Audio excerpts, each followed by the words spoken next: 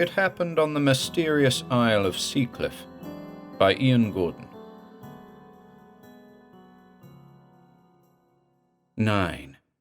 Crimson Waters. December 29th, 9 p.m. I woke from my afternoon slumber a little after 4:15 p.m. The last vestiges of sunlight danced on the horizon as I gawped out of the window at the sea. How still it was! A vast, motionless pool. What mysteries did it hold in its calm belly? I dressed, forced a hefty sandwich down my gullet, then wrapped up again before setting out across the market square. I took my time crossing the precinct. Since uncovering my startling heritage this morning, I've been seeing things in a different light. Now, when I look upon the landmarks that surround me, I recognize them all. The town hall, its red brick frontage host to an elaborate bone-white clock face. The towers of the old merchant's hall, since repurposed as a storage facility. The rows of colorful cottages and townhouses. Even the winking, vivid lights of Christmas decorations, illuminating the square. I've looked upon these things before, through the eyes of another Edgar Howarth, a boy lost in time. Reaching the promenade, I neared the dark waters, the strangely luminous foam spewing onto the walkway. The moon was on the rise, fuller now, and a deeper red. The ominous orb spilled its color into the ocean. It looked like a sea of blood. But I felt something else, too. No, scratch that. I remembered something else. Something I'd seen glimpses of in my darkest dreams. I recalled the moon and the sea, this moon and sea, the crimson satellite and the ocean of blood. I recalled the faces of others surrounding me, my parents included, a veritable crowd of people standing here on the promenade, gazing out upon the very same alien vista. The crowd was restless. Voices echoed around me. And then, out at sea, the surface of the water began to rise, as if something beneath was emerging from the deeps, something old, something ancient. And just like that, I was snapped out of my reverie by a passer-by. "Not long now," came the voice of a young man. I turned and found myself looking into the eyes of two individuals, a tall 30-something wearing thick glasses, and an older white-haired gentleman propped up by a walking stick. "Until what?" I replied, feigning ignorance once again. "Oh, I think you know," said the older man, the utterance exposing a cavernous mouth devoid of teeth. We talked for some time regarding the color of the moon and the calm of the ocean, the two strangers carefully avoiding the specifics of just what those strange attributes implied.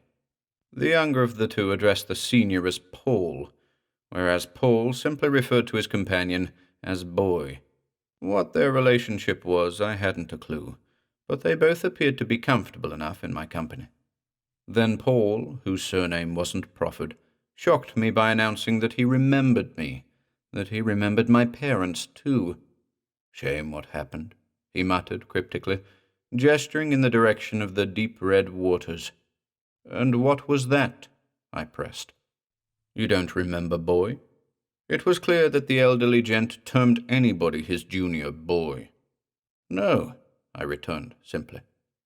Drooling a little, the old man said, "That's most unfortunate."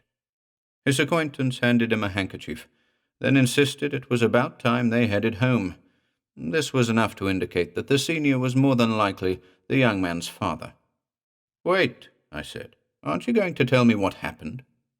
In response to this, old Paul merely shook his head morosely, and, supported by both his companion and his walking stick, shuffled off into the night. I dread to think what it was the senior wasn't saying, but the encounter was none the less fortuitous, in that it enabled me to confirm that I had once lived on the island, thanks to the old-timer's exceptional memory. Thereafter, I headed north towards the old harbor, feeling an odd compulsion to check on Blackbeard.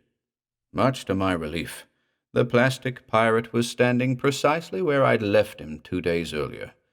But his right arm hadn't been raised in the air like that, had it? I had to look over my notes to verify. Typically, I hadn't noted the precise details of his posture. I mean, why would I? Perhaps Blackbeard was alive after all. Simply being here on Seacliffe is enough to stir one's imagination. Were translucent shapes swirling about the remains of the battered lighthouse at the end of Sandside Pier? Were dark shadows patrolling the barren decks of the numerous dilapidated dories? Was that a voice that called to me from the farthest reaches of East Pier, or just the somber cry of a gull? The strange atmosphere of Redditch, coupled with the elusiveness of its peculiar grey-faced denizens, is enough to drive a person mad.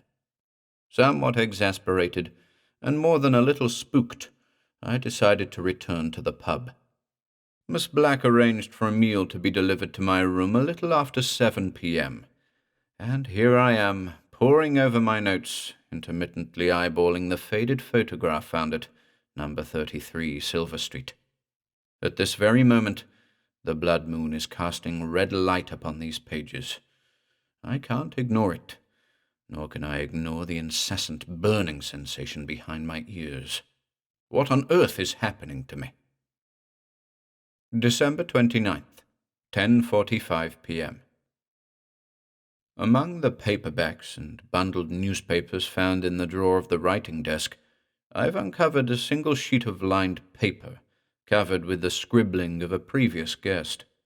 Once again, I'm gazing at a representation of that ubiquitous 8-tentacled monster. The sketch, in pencil, depicts the terrible thing emerging from the sea, its huge dead eyes affixed to a clumsy, squat head. Accompanying the hideous drawing is a short verse written in what appears to be 2 languages. I'll copy it below. Sanas tu fry, from the watery sky, for so be reckon to the aerial grave. One so to mun, the mortals they gather, pin to be reckon, birds of a feather. Sanas tu rai, the heart of the king, hendo be reckon, the jubilant sing. One so to fry, my flesh will be thine, pin to be reckon, your burden is mine. Some of these phrases are recognizable somehow. Perhaps they were spoken by the lady in grey during her strange sermon yesterday. I can't be sure, nor can I be sure who's responsible for this sketch and verse. It's quite possible that it was deliberately left here for me to find. Regardless, it has me unsettled. I'm in for a sleepless night, I fear.